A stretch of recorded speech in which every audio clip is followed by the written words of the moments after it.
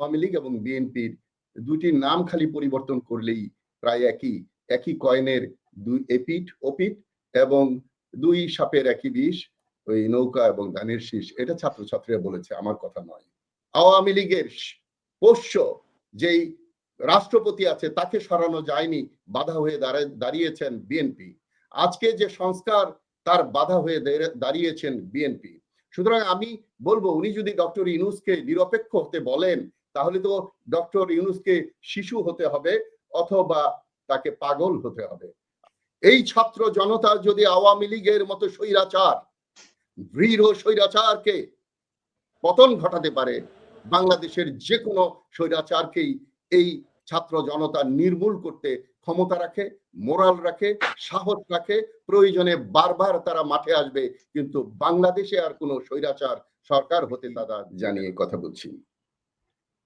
একটু আগে মনির ভাই বললেন ব্যারিস্টার ওয়াহিদ মোহাম্মদ মাহবুব একদম আওয়ামী লীগের মতো কথা বলছেন। আমি কথা বলার পরে হয়তো উনি বলবেন আমি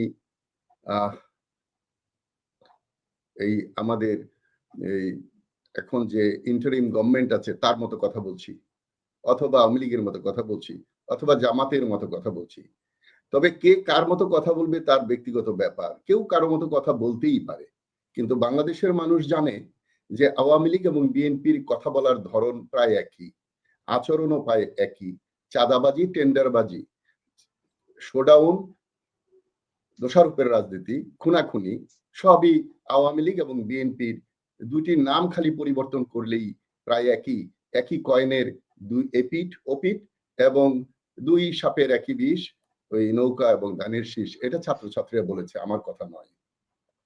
দেখুন, আজকের যে আলোচনার বিষয়, পরবর্তীতে হয়তো আমরা স্থানীয় নির্বাচন নিয়ে কথা বলবো। প্রথম অধ্যায়ে যে সাধারণ মানুষ সংস্কার চায় না, নির্বাচন দিন, মির্জা ফখরুল ইসলাম আলমগীর। দেখুন, সংস্কার বুঝে না, সাধারণ মানুষ সংস্কার চায় না, সাধারণ বুঝে না, জনগণ সংস্কার বুঝে না। এটা একেবারে আওয়ামী লীগ সহ বড় দলগুলোর মতো আচরণ এবং কথাবার্তা, যারা সদা সর্বদাই জনগণকে তাচ্ছিল্য করেছে, সদা সর্বদাই জনগণের ঘাড়ে পা রেখে ক্ষমতায় গিয়েছে, সিংহাসনে গিয়েছে। কিন্তু এই দুটি দল কখনো বুঝতে পারেনি যে জনগণ সকল ক্ষমতার উৎস। যতটাই ওনারা যত ভাবেই এই জনগণকে বোকা ভাবুক না কেন, প্রকৃতপক্ষে জনগণ বোকা নয়। কারণ হলো, উদাহরণ হলো, বাংলাদেশে 54 বছরে যত বড় বড় সমস্যা তৈরি হয়েছে তার একটিও জনগণ করেনি, করেছে বড় বড় রাজনৈতিক দল। আর যত সমাধান হয়েছে তার সমাধান করেছে জনগণ, ছাত্র এবং সেনাবাহিনীর সমর্থনে। পরিশেষে এমনকি স্বাধীনতা যুদ্ধের অগ্রগামী ছিল এই বাংলাদেশ সেনাবাহিনী। দেখুন, বিএনপি সহ অন্যান্য দলের মধ্যে যারা আজকে সংস্কারবিহীন একটা নির্বাচনে যেতে চায়, তাদের মূল উদ্দেশ্য একই, যত দ্রুত ক্ষমতাকে কুক্ষিগত করে সংস্কারের প্যাকেটটা ডাস্টবিনে ফেলে দিয়ে আবার একটা সাম্রাজ্য, মানে একটা স্বৈরাচার চরিত্রে এবং বাংলাদেশের সাধারণ মানুষের কে শাসন করে নিজেদের ক্ষমতা চিরস্থায়ী করার প্রচেষ্টা চালাচ্ছেন। আপনি দেখেন, অন্তর্বর্তী সরকারের প্রধান কাজ হচ্ছে নির্বাচন উপহার দেওয়া। আজকে 22 তারিখে এই কথা বলেছে তারেক জিয়া। কথাটি একেবারেই সঠিক নয়। হ্যাঁ, এখানে যদি তত্ত্বাবধায়ক সরকার বলা হয় তাহলে এটা কিন্তু 100% কারেক্ট হয়ে যায়। যখন এই অন্তর্বর্তীকালীন সরকার বলা হবে, তখন বুঝতে হবে এবং বিশ্বাস করতে হবে, স্বীকার করতে হবে তাদের কিছু দায়িত্ব আছে। তারা যদি তত্ত্বাবধায়কের মতো শুধু একটা নির্বাচন দিয়ে যেন তেন এবং আগের মতোই রাজনীতি চলে, তাহলে এটা ইতিহাসে থাকবে এবং এক সময় এই তত্ত্বাবধায়ক সরকারকে আপনার দিতে হবে, হিসাব দিতে হবে এর। দেখুন, ব্যারিস্টার ওয়াহিদ মোহাম্মদ মাহবুব সঠিকভাবেই বলেছেন, পলিটিক্যাল পার্টিগুলো মৌলিক চাহিদাগুলো পূরণে ব্যর্থ হয়েছে।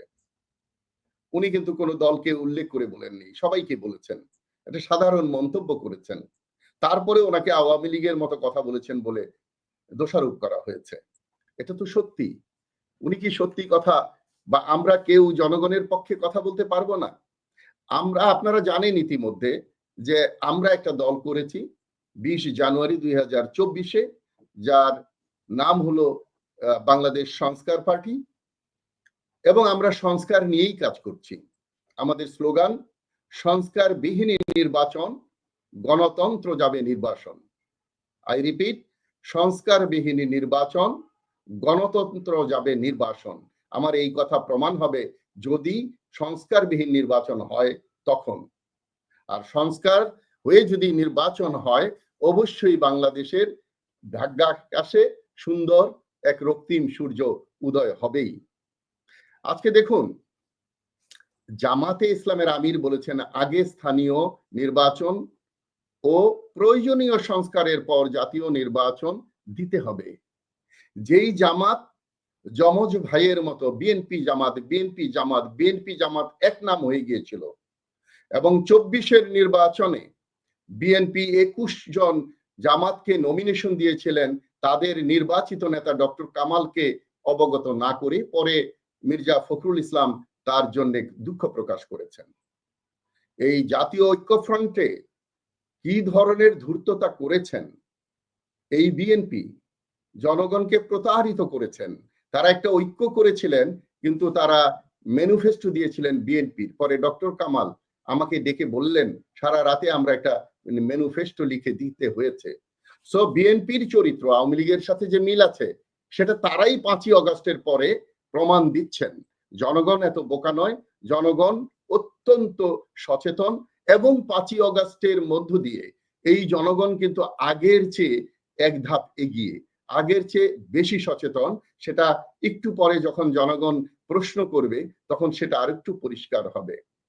গত 3টি নির্বাচনে নতুন ভোটাররা, নতুন প্রজন্ম ভোট দিতে পারেনি, এই হিসাবটা বিএনপির থাকা উচিত। 91 2001-এ আওয়ামী লীগ নিশ্চিত হয়ে গেছিল তারা ক্ষমতায় যাবে, পরে বিএনপি গিয়েছিল। এবার যদি বিএনপি মনে করে তারা ক্ষমতায় চলে গিয়েছে, তাহলে ওই তরুণ ভোটারদের যারা বৈষম্য বিরোধী সংগ্রামে ছিলেন এবং বাংলাদেশের সংবিধান সংশোধন সংস্কার করা, রাষ্ট্র মেরামত করার পক্ষে, তাদের ভোট কোন দিকে যাবে সেটা বিএনপির বিবেচনায় আনা প্রয়োজন। ছাত্রদের নতুন দল গঠন যেটা হচ্ছে, সেটা অবশ্যই আমি বিশ্বাস করি তারাও সংস্কার চাইবে, কারণ তারা বৈষম্য বিরোধী আন্দোলনে জড়িত। তারা আজকে তারা অবসরপ্রাপ্ত সামরিক কর্মকর্তাদের সাথে একটা চিন্মৈত্রীতে একটা মিটিং করেছে। তাছাড়া আহ্বায়ক আবু বকর সিদ্দিকের নেতৃত্বে জুলাই সংগ্রাম পরিষদ নামে আরেকটি সংগঠন তৈরি হয়েছে। আমি বিএনপিকে বলতে চাই যে আগামী নির্বাচনের আগে আরো কিছু সংগঠন বা দল তৈরি হবে যারা এই বৈষম্য বিরোধী আন্দোলনের সাথে একাত্মতা ঘোষণা করবেন। ডক্টর কাজী মনিরুজ্জামান মনির বলেছেন, ডক্টর ইউনূস বলেছেন একটি দল করা দরকার এবং প্রয়োজন, উনি নিরপেক্ষ নয়। কে বলছেন? কাজী মনিরুজ্জামান মনির, যার নেত্রী একদিন বলেছিলেন নিরপেক্ষ বলতে কেউ নেই, শিশু এবং পাগল ছাড়া। আজকে ওনারা নিরপেক্ষতা খুঁজছেন এই অন্তর্বর্তী সরকারের মধ্যে। আমি দ্ব্যর্থহীন ভাষায় বলতে চাই যে আজকে যে বিপ্লবী সরকার ঘটার বা তৈরি হওয়ার কথা ছিল, তার মূল বাধা ছিল বিএনপি। আজকে যে 5 আওয়ামী লীগের পোষ্য যেই রাষ্ট্রপতি আছে, তাকে সরানো যায়নি, বাধা হয়ে দাঁড়িয়েছেন বিএনপি। আজকে যে সংস্কার, তার বাধা হয়ে দাঁড়িয়েছেন বিএনপি। সুতরাং আমি বলবো, উনি যদি ডক্টর ইউনূসকে নিরপেক্ষ হতে বলেন, তাহলে তো ডক্টর ইউনূসকে শিশু হতে হবে অথবা তাকে পাগল হতে হবে। আমি বিশ্বাস করি ডক্টর ইউনূসকে যে নিয়োগ দিয়েছেন সেটা বিএনপি দেননি। আমি বিশ্বাস করি যে ওনাকে যে নিয়োগ দিয়েছেন সেটা বিএনপি দেননি। তারা ছাত্র জনতার আন্দোলনের ফসলে উনি এসেছেন। অতএব ছাত্র জনতার যে পক্ষ, সেখানে উনি কাজ করবেন। তাদের পক্ষে কাজ করা মানেই দেশের পক্ষে। আমি মনে করি যে বৈষম্য বিরোধী আন্দোলনের পক্ষে, সপক্ষে ডক্টর ইউনূস শির উঁচু করে দাঁড়িয়ে থাকবেন, কথা বলবেন, এবং অনেকে মনে করেন উনি পালিয়ে যাবেন, অনেকে মনে করেন উনি ব্যর্থ ব্যর্থ হবেন এবং ওইগুলো হলে হয়তো কারো ওই ছিঁড়ে কিছু পাওয়ার সুযোগ থাকতে পারে বলে মনে করেন। সুতরাং আমি ডক্টর ইউনূসকে, যদি আমার এই অনুষ্ঠান শুনে থাকেন, আমি বলবো যে আপনি নিরপেক্ষ নন, আপনি জনগণের পক্ষে, আপনি ছাত্র জনতার পক্ষে, আজকে যেই আন্দোলনের জন্য যারা শহীদ হয়েছে তাদের পক্ষে, আজকে যে জীবিত শহীদরা আছে আপনি তাদের পক্ষে, আজকে যারা হাজার হাজার লোক পঙ্গু হয়েছে আপনি তাদের পক্ষে, আজকে যে শিশুদেরকে হত্যা করা হয়েছে, হেলিকপ্টারে গুলি করে যে মানুষের উপর গুলি বর্ষণ করা হয়েছে তার বিপক্ষে। অতএব ডক্টর ইউনূসকে একটা পক্ষ নিতেই হবে।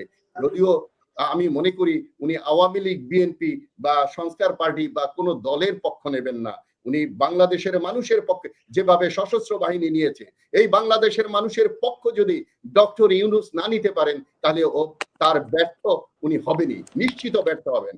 অতএব দৃঢ়ভাবে তাকে জনগণের সাথে থাকতে হবে, যেই জনগণকে উনি অন্তত বোকা ভাবেন না। উনি নিজে এই 2-1 দিনের মধ্যে উনি বলেছেন যে মানুষের মধ্যে একটা নতুন আশার সৃষ্টি হয়েছে। ডক্টর অন্তর্বর্তী সরকার কি কেন, এটা মনিরুজ্জামান ভাই ডক্টরেট বিজ্ঞ মানুষ প্রশ্ন করেছেন। অন্তর্বর্তীকালীন সরকার তত্ত্বাবধায়ক সরকার নয় যে একটা নির্বাচন দিয়েই চলে যাবেন। তত্ত্বাবধায়ক সরকার এবং অন্তর্বর্তীকালীন শেষ করছি, আমার প্রায় শেষ, বুঝতে হবে। আপনি দেখেন উনি তত্ত্বাবধায়ক সরকার এবং ওই কি বলে এটাকে অন্তর্বর্তী সরকার গুলিয়ে ফেলছেন দ্রুত ক্ষমতায় যাওয়ার জন্য। মুনির ভাই, আপনার নেতা বলেছেন ক্ষমতায় যেতে হলে জনগণের কাছে যান, ক্ষমতায় যেতে গেলে জনগণের কাছে যেতে হবে, ভোটারদের কাছে যেতে হবে। আগামী সরকার দেশ চালানো এত সহজ হবে না, খুব তড়িঘড়ি ক্ষমতায় যেতে গেলে আপনাদেরই হয়তো সমস্যা তৈরি হবে। আরেকটি কথা খুব আমি জানি না কে কিভাবে নেবেন, এই ছাত্র জনতা যদি আওয়ামী লীগের মতো স্বৈরাচার, দৃঢ় স্বৈরাচারকে পতন ঘটাতে পারে, বাংলাদেশের যে কোনো স্বৈরাচারকেই এই ছাত্র জনতা নির্মূল করতে ক্ষমতা রাখে, মোরাল রাখে, সাহস রাখে, প্রয়োজনে বারবার তারা মাঠে আসবে, কিন্তু বাংলাদেশে আর কোনো স্বৈরাচার সরকার হতে তারা দেবে না।